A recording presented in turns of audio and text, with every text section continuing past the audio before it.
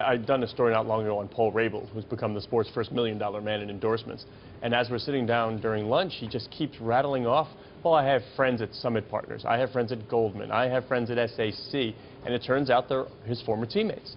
So all these folks go from Lacrosse to Wall Street, and there's this pipeline that's developed, and it's self-feeding. It's the coach is promoted to the younger guys, and they know about it. They pick programs who's had these strong pipelines straight to Wall Street. Is it just they're hiring their buddies? Is it just like a social hire in your clique? Maybe true 20, 30 years ago, but now what everybody told me is you better come with the bona fides. You better have the grades, you better have the education, and then once you're there, as in almost anything, you have to produce. It's not good enough. But getting the opportunity is sometimes the hardest part, getting that internship, getting that first job. And that's where the pipelines really seem to help. What's the connection between playing lacrosse and being in the business of managing money? Is there any? I mean, what's the history there? Well, it probably stems from the prep school background of lacrosse.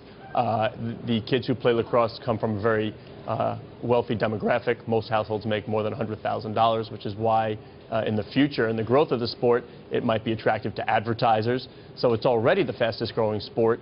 It is certainly moving west. Denver is in the Final Four. Didn't have a program long ago. It was traditionally... Can you help me here? Can you tell me how many people play lacrosse? And I don't mean total. I mean, how many people on each team, and what's, you know, what are the periods? I mean, for those of us, I mean, I'm still watching I certainly NHL. don't know. I'm still watching hockey game. and basketball. There's like a 35, 40-man roster. There's long stick, short stick, attackmen, defensemen, midfielders, face-off specialists, ground ball guys. Possession's very important in lacrosse. If you get the ball, you have a chance to score. Even if you shoot and miss, you can keep the possession if you're closest to the ball when it goes out of bounds. That may be the biggest hurdle the sport has to overcome, and that is casual sports fans don't understand the rules yet or the intricacies. It's sort of like baseball had to overcome when someone says from outside the U.S., I go to a baseball game, I don't understand the rules, how can I watch this? That's what lacrosse is going to have to overcome. I sometimes feel that way when I watch football. What about the characteristics of lacrosse? Very aggressive? I think it's okay. Is it aggressive? I mean, how does that sort of jibe with some of the characteristics? Helmets. You need to be a good trader on Wall Street. You need to be competitive. One of the guys told me, too, I found interesting, is you need to learn to lose. Because you have to be competitive, yes, but you have to learn how to deal with the disappointment of losing, regroup quickly, and be able to go back to work. And yeah, he really liked that in lacrosse, and all sports, really.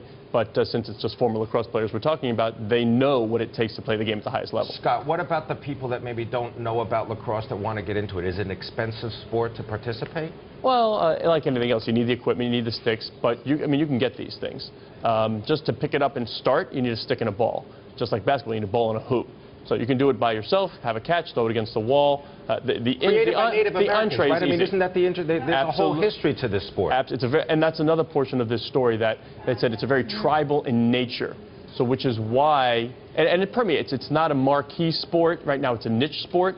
So if there's anything one guy who's made it can do to help somebody else who's following him, they will do it. There's almost an obligation to help your fellow lacrosse player. How prevalent are lacrosse players on Wall Street?